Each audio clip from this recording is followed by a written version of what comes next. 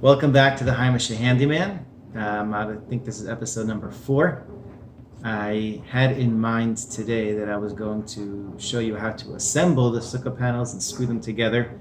Unfortunately, where I live in Oregon, there is a wildfire and it's dangerous levels to go outside, seriously.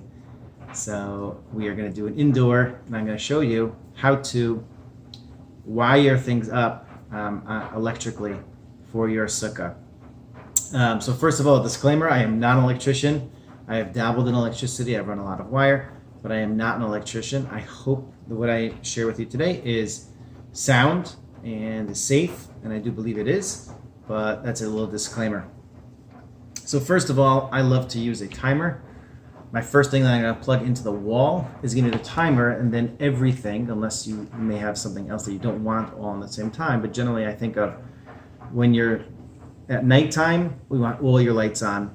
And when you want to go to sleep, if you're going to sleep in your sukkah, or you're going to go inside, if you don't sleep in the sukkah, you have your timer, and those lights can turn off, and your sukkah goes dark. So if you want a timer, you're going to put that first, and then everything else can plug into it. This is actually a pretty cool timer because it has 2 plugs. You can get 2 different plugs on it.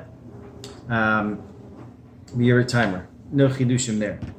Your next is going to be, you're going to want a power strip. So a power strip has a little cutoff over here, and that's a safety mechanism that if a surge, or a surge protector, people call them, if a surge happens, then you're not going to blow a fuse.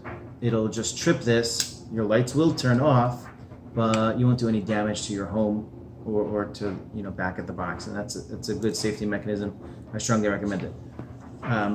Fire code, they do recommend not plugging an extension cord into this. So they sell these very long. You could buy it with a 20-foot, 30-foot cord by the time you hit your surge. Just something to keep in mind. So you're going to have your surge protector. Now, think of your surge protector. There's a few ways that you can protect everything that's going to be on it. So I personally have the ability, I have a small overhang, and I put my surge protector in my overhang.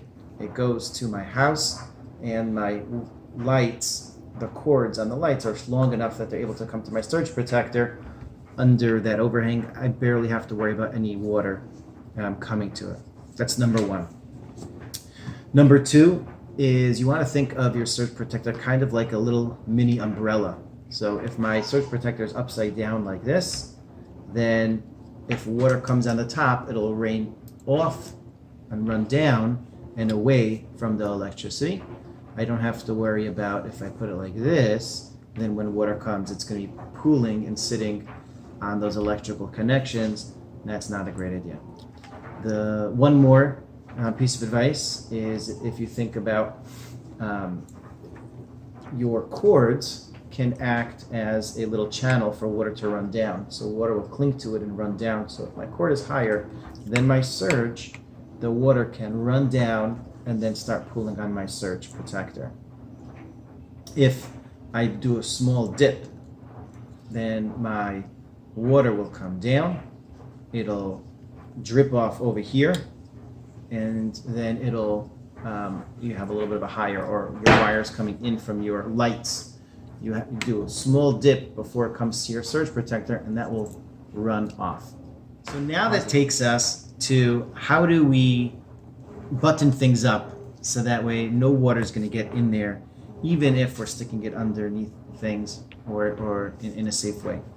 So one thing I thought of before is if your surge protector is going to be in your sukkah, most people have some sort of beam that is going to be holding up your schach or something like this. I use this as a small example of a 2x4 that you may have your schach on top. Again, you could take your surge protector and screw it onto the beam, and again, your beam is going to act as an umbrella for all the electrical connections that are going to happen here. Just one other idea. I want to show you something most people don't know, but every surge protector that I've seen comes with screw mounts that you can actually drill and screw it in place. That way you'll have access to it, but it'll be secure to whatever you want to secure it to. So that's something to keep in mind. So let me show you how to tighten things up so that way no water is going to get in there. So the first thing that I like to do actually is use saran wrap, not plastic bags. Cling wrap is very clingy.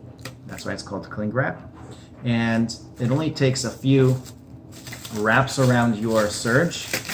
You do one, you can do two, and then you rip it off. Now you're going to do this.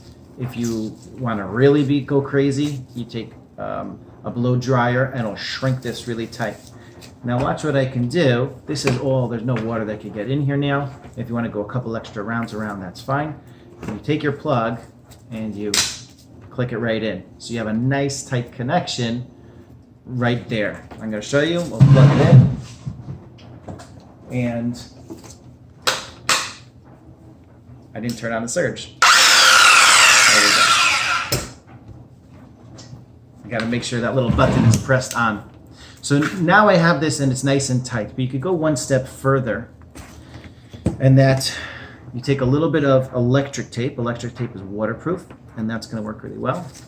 And you take some of your cling wrap, and you're going to just wrap it around your cord.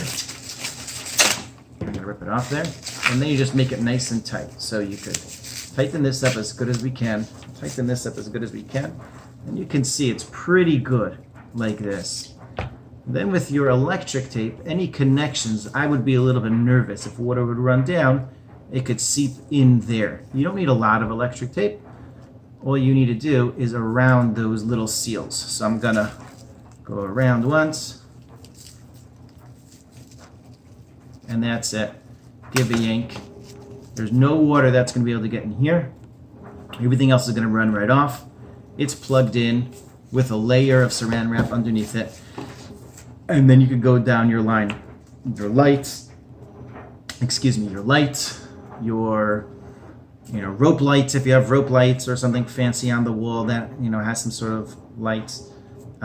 One surge protector usually is more than enough. You could get more than one if you'd like. Hatzlacha Rabbah. I think this will keep the water away. Keep your sukkah safe and well lit. Have a wonderful Yom Tov.